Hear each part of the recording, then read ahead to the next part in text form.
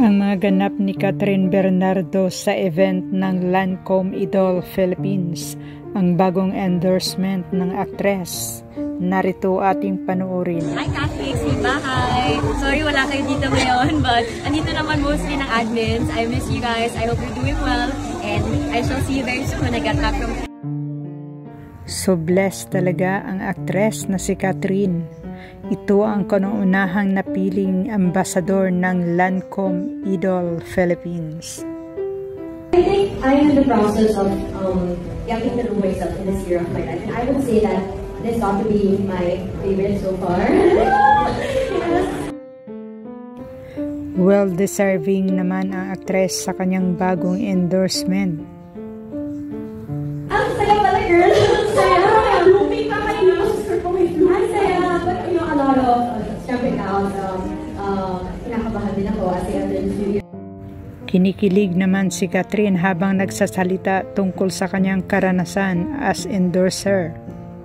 As I enter the studio, but that's what makes it so exciting, getting to know myself even more, just being myself and presenting the real me.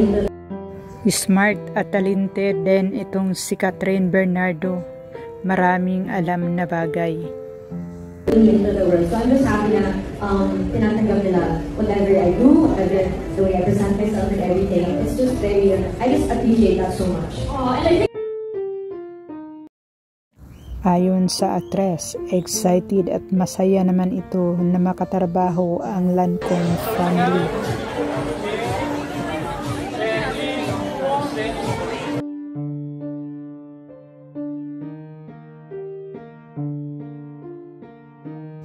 Dagdag kwento pa ng aktres ang kanyang karanasan noong ito ay bata. Empowering women through beauty and now with greatness naman. I remember when I was a kid and then growing up, I would always see their campaigns in magazines, every time. Narito ang photoshoots ni Catherine kasama si Raymond Gutierrez.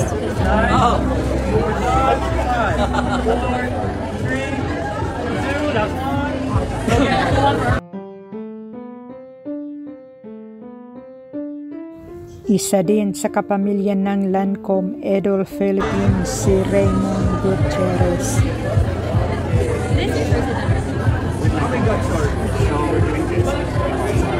Next week here.